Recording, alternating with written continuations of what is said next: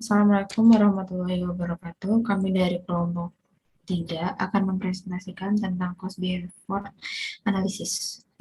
Kelompok kami yang beranggotakan Novika Eka Putri dengan NPM 022120 lalu ada Muhammad Rangga Alifka dengan NPM 022120 lalu ada Aning Dias Saduk dengan NPM 022120 Pertama, akan menjelaskan mengenai konsep dari variabel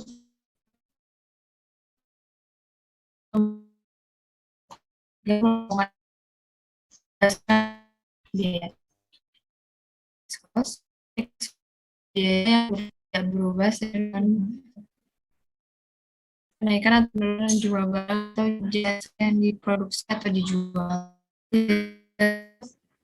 merupakan biaya yang harus dibayar oleh perusahaan terlepas dari aktivitas bisnis tertentu. Jenis fixed cost ada dua. Yang pertama ada commit cost, fixed cost, yaitu biaya yang sudah ditentukan atau yang disebut juga dengan commit fixed cost. Biaya tersebut merupakan biaya yang dikeluarkan dalam menjaga kestabilan dari suatu perusahaan. Yang kedua ada discretionary fixed cost, yaitu biaya tersebut adalah biaya yang dikeluarkan pada saat tertentu saja yang dikurangi atau dihilangkan tanpa berdampak pada laba yang dihasilkan. Lalu ada contoh fixed cost. Yang pertama ada beban bunga, yaitu biaya dana yang dipinjamkan ke perusahaan oleh pemberi pinjaman. Yang kedua ada biaya asuransi, adalah sejumlah biaya yang harus dibayarkan untuk premi asuransi. Yang ketiga biaya sewa, biaya yang terkait penggunaan properti seperti kantor, gudang, pabrik, atau toko yang dimiliki orang lain dan digunakan oleh perusahaan untuk menjalankan operasional. Lalu ada pajak properti, yaitu biaya pajak yang dibebankan pada bisnis atau perusahaan berdasarkan aset yang dimiliki. Lalu ada penyusutan, adalah pembebanan terhadap bertahap dan sistematis terhadap biaya aset berwujud. Lalu ada yang terakhir, pembayaran gaji.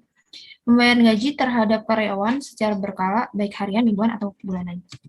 Di sini ada cara menghitung biaya tetap. Lalu ada rumus biaya tetap atau fixed cost sama dengan total cost dikurang variable cost kali quantity. Lalu ada contoh kasus soal, yaitu PT Sanjaya Abadi menghabiskan biaya produksi sebesar 500 juta per Juni 2021. Kuantitas produksi sebesar 25.000 barang dan biaya variabel sebesar 15.000 per hitungan tetap. Fixed cost sama dengan total cost dikurang variable cost kali quantity, itu 500 juta gampang 25.000 kali 15.000 sama dengan 500 juta kurang 375 juta sama 125 juta. Jadi biaya tetap PT Sanjaya Abadi bulan Juni 2020 sebesar 10 juta. Lalu di sini ada variable cost. Secara sederhana, variable cost adalah biaya yang tergantung pada hasil produksi. Biaya produk variabel adalah jumlah konstan per unit yang diproduksi. Saat jumlah produksi dan output meningkat, variable cost juga akan meningkat sebaliknya. Ketika lebih sedikit produk yang diproduksi, variable cost yang terkait dengan produksi akan menurun. Jenis-jenis variable cost ada 3. Yang pertama ada direct cost, yaitu biaya yang langsung terkait dengan produksi. Yang kedua ada variable overhead cost, yaitu biaya yang berkaitan dengan intensitas perusahaan dalam proses produksi. Yang ketiga ada semi variable cost, yaitu suatu biaya yang memiliki elemen biaya tetap namun memiliki biaya variabel di dalamnya. Lalu di sini ada contoh variable cost. Yang pertama ada bahan langsung. Bahan langsung adalah bahan yang berhubungan dengan proses produksi langsung atau biasa dikenal dengan nama bahan baku. Lalu ada tenaga kerja langsung, yaitu beberapa perusahaan mempekerjakan tenaga kerja tetap untuk menghasilkan suatu produk. Jadi, tidak semua tenaga kerja bisa disebut sesuai dengan pengertian variable cost. Hanya tenaga kerja sementara atau bukan tetap saja yang masuk ke dalam variable cost. Lalu ada pemenuhan alat produksi. Pemenuhan alat produksi adalah biaya untuk memenuhi bahan-bahan yang dibutuhkan agar alat produksi bisa berjalan. Tidak berhubungan langsung dengan proses produksi, tapi lebih berhubungan dengan alat untuk memproduksinya. Lalu kemudian ada upah lembur, yaitu tidak semua upah lembur dikatakan sebagai variable cost, karena nyatanya ada beberapa perusahaan yang memberi upah pegawainya berdasarkan hitungan hari, bukan jam. Lalu ada komisi. Komisi adalah biaya yang didapatkan dari penjualan suatu produk. Masuk ke dalam kategori variable cost adalah karena biasanya komisi itu dihitung setiap keberhasilan penjualan produk dengan jumlah tertentu. Lalu yang terakhir ada biaya pengiriman. Biaya pengiriman ke wilayah tertentu akan sangat berpengaruh pada biaya yang dikeluarkan sehingga masuk ke dalam kategori contoh variable cost. Lalu di sini ada rumus biaya variable cost, yaitu variable cost sama dengan total cost dikurang fixed cost dibagi quantity. Di sini ada contoh kasus variable cost, yaitu per April 2021 ini mengeluarkan biaya produksi sebesar 50 juta. Tagihan lebih dari fixed cost sebesar 5 juta di bulan tersebut. Ini memproduksi 2.500 unit barang. Berapa biaya variabelnya? Variable cost April 2021 ini sama dengan 50 juta didapat dari biaya produksi dikurang 5 juta didapat dari fixed cost, lalu dibagi 2.500 yaitu unit barang sama dengan 45 juta dibagi 2.500 sama dengan 18.000. Jadi biaya variabel yang dikeluarkan di bulan April sebesar 18.000 per unit produk. Di sini ada pengertian semi variabel. Jadi semi variabel dapat diartikan sebagai campuran dari biaya tetap maupun biaya variabel, di mana biaya tetap ditetapkan pada tingkat produksi tertentu dan melebihi biaya tetap. Biaya variabel selanjutnya akan dijelaskan oleh Rangga Alifat. Selanjutnya ada pemisahan semi variable cost. Next. Di dalam penyusunan anggaran variabel, pemisahan biaya semi variabel dibagi menjadi dua, yaitu biaya tetap dan biaya variabel. Pemisahan ini disebabkan oleh karena anggaran variabel tersebut akan disusun untuk berbagai macam tingkat kapasitas yang dapat diselenggarakan di dalam perusahaan. Untuk kepentingan ini, tentu harus diketahui seberapa besarnya porsi biaya tetap dan seberapa besar pula porsi biaya variabel. Sehingga perhitungan jumlah biaya untuk masing-masing tingkat kapasitas akan dapat dibuat dengan mudah. Next.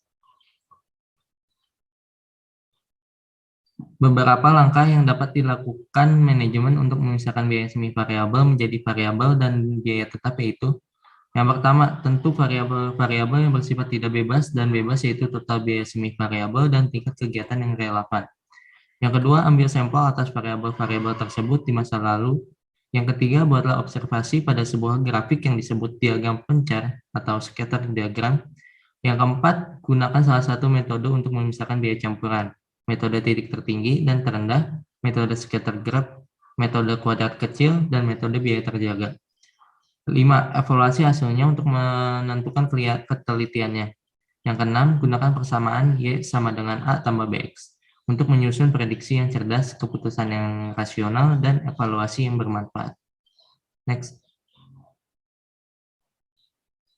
Seperti yang telah dijelaskan sebelumnya bahwa biaya semi variabel harus dipisahkan antara biaya tetap dan biaya variabel. Untuk memisahkannya, ada beberapa metode, yaitu metode titik tertinggi dan terendah, yang kedua metode diagram pencar, yang ketiga metode kuadrat terkecil, yang keempat metode biaya berjaga. Next.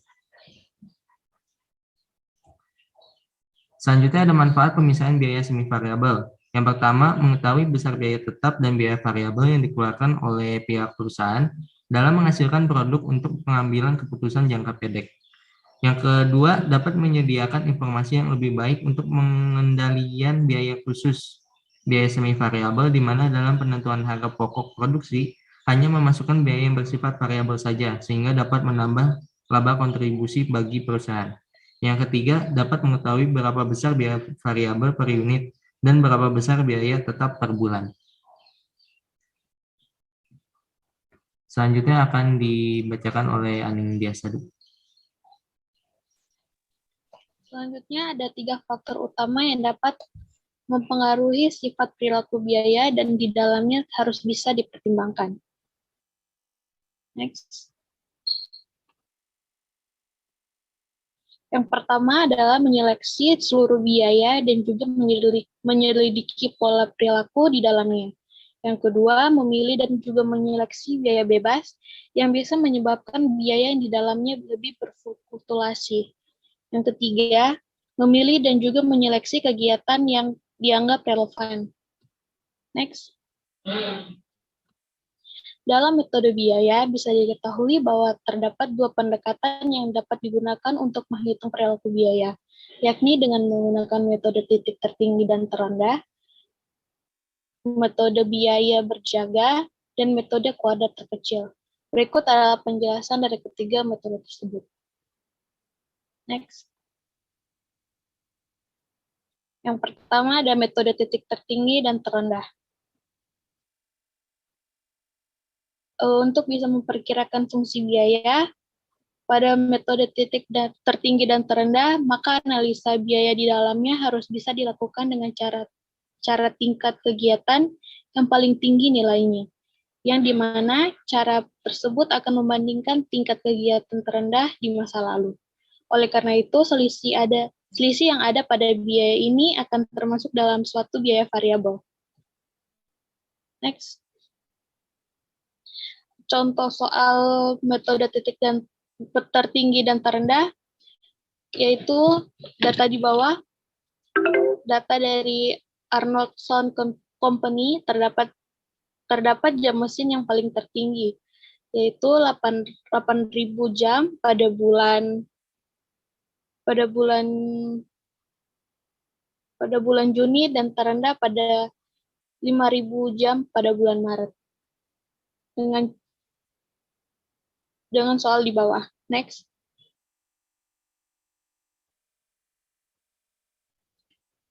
Untuk memisahkan elemen biaya variabel dan biaya tetap, maka dengan menggunakan metode titik dan terendah, yaitu dengan menghubungkan perubahan antara jam mesin tertinggi dan jam mesin terendah dalam kegiatan dengan berubahnya biaya yang terjadi, yaitu jam mesin tingkat aktivitas tertinggi pada bulan Juni sebesar 8.000 dan tingkat aktivitas terendah pada bulan Maret pada 5.000 dengan biaya aktivitas tertingginya 9.800 dan yang terendah 7.400 dengan perubahan 3.000 dan biayanya 2.400. Rumus biaya variabel yaitu perubahan biaya dibagi perubahan aktivitas. Jadi sama dengan 2.400 dibagi dengan 3.000 sama dengan 0,8 per jam mesin. Next. Jadi untuk biaya pemilihan variabel per unit dengan sebesar 0,8 dengan ini dapat digunakan untuk menghitung elemen biaya tetap. Dengan rumus biaya tetap sama dengan total biaya dikurang biaya variabel, yaitu 9.800 dikurang 0,8 dikali 8.000 jam mesin sama dengan 3.400. Metode titik tertinggi dan terendah sangat sederhana dan mudah dilakukan, tetapi banyak mengandung cacat karena hanya menggunakan 2 titik saja. Umumnya, pada 2 titik tidak cukup menghasilkan hasil yang akurat dari dalam analisis biaya. Selanjutnya, periode yang tidak biasanya rendah atau tinggi dapat mengakibatkan ketidakakurat hasilnya. Rumus biaya yang didestimasi hanya dengan menggunakan data dari periode yang memiliki biaya abnormal akan menyebabkan kesalahan dalam penyajian hubungan biaya yang sesungguhnya. Next. Yang kedua adalah metode diagram pencar. Dengan contoh soal metode diagram pencar. Berikut ini adalah pemeliharaan mesin per bulan tahun 2000X. Next. Dalam diagram pencar di atas, tampak bahwa diagram biaya tetap modal berada pada titik 220. Ini terjadi pada titik perpotongan yang terjadi pada sumbu vertikal atau sumbu Y. Perhitungan VC adalah biaya total pada bulan Desember sebesar 700.000, biaya tetap total sebesar 220, biaya tetap variabel sebesar 440, dan biaya variabel per unit sama dengan biaya variabel total dikurang volume kegiatan, yaitu sebesar 480 dibagi dengan 600 sama dengan 800 per unit. Dengan demikian diperoleh fungsi biaya pemeliharaan Y sama dengan 220.000 ditambah 800 dikali X. Dengan fungsi biaya pemeliharaan diketahui, maka besarnya biaya pemeliharaan dalam bulan tertentu dapat diperkirakan. Misalnya pada tingkat kegiatan 200 jam mesin, besarnya biaya pemeliharaan adalah Y sama dengan 220 ditambah 800 dikali 200 sama dengan 380. Next. Berikut adalah diagram pencar tersebut, yang dimana 220.000 pada 12 jam mesin kerja. Next. Kemudian ada metode biaya berjaga. Next. Metode biaya berjaga ini dilakukan dalam hal untuk memanfaatkan perhitungan pada biaya yang tetap harus dikeluarkan meskipun perusahaan tutup untuk sementara waktu. Namun produksinya harus disamakan dengan 0 atau tidak sama sekali. Next. Berikut adalah contoh metode biaya berjaga. Pada tingkat produksi 10.000 jam mesin pada bulan Agustus dengan dikeluarkan biaya sebesar 80.000 berdasarkan data apabila perusahaan tidak berproduksi, biaya yang dikeluarkan sebesar 30.000 per bulan. Dengan total biaya pada tingkat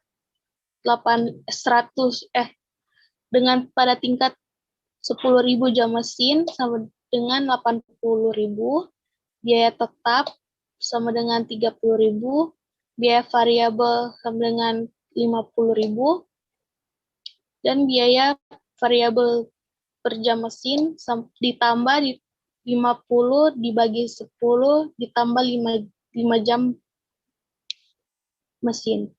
Bila dinyatakan dalam fungsi biaya sebagai berikut. Y sama dengan 30.000 ditambah 5X. Metode ini kurang akurat karena diperhatikan kapasitas produksi dan untuk menentukan biaya tetap harus memperhatikan produksi. Maka dengan ini ditunjukkan volume produksi tidak diperhatikan, padahal besarnya biaya itu sangat dipengaruhi oleh kapasitas produksi. Next. Kemudian ada metode kuadrat terkecil. Next.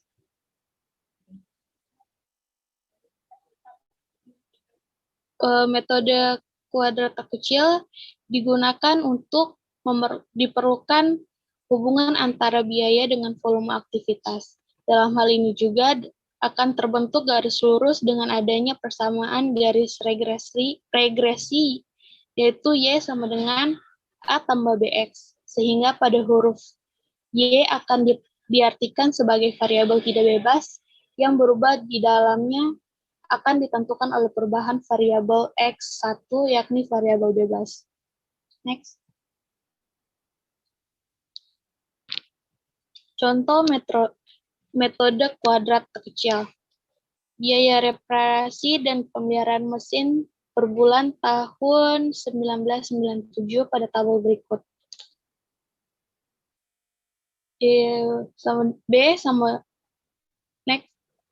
B sama dengan 12 dikali 47.800.000 dikurang 66.000 dikali 8.400 dibagi dengan 12 dikali 380.000 dikurang 66.000 sama dengan 0,09. Kemudian yang A, 8.400 dikurang 0,09 dikali 66.000 dibagi 12 dengan hasil 205. Next. Persamaan garis lurus yang digunakan dalam metode kuadrat terkecil adalah Y sama dengan A tambah BX, di mana Y adalah variabel tidak bebas, A adalah garis intercept vertikal, B adalah tarif biaya variabel, dan X adalah variabel bebas. Dengan rumus persamaan seperti di samping.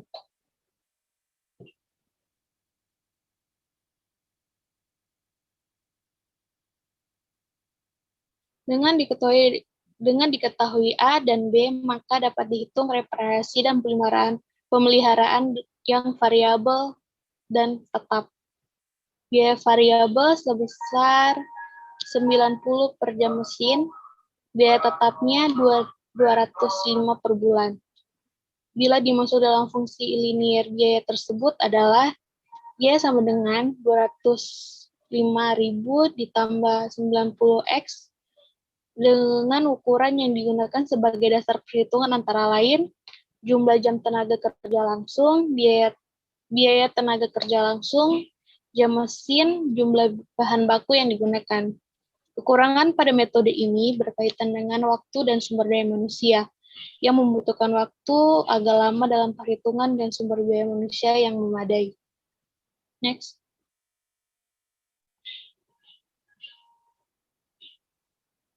Cukup sekian presentasi dari kelompok kami. Kurang lebihnya mohon maaf. Wassalamualaikum warahmatullahi wabarakatuh.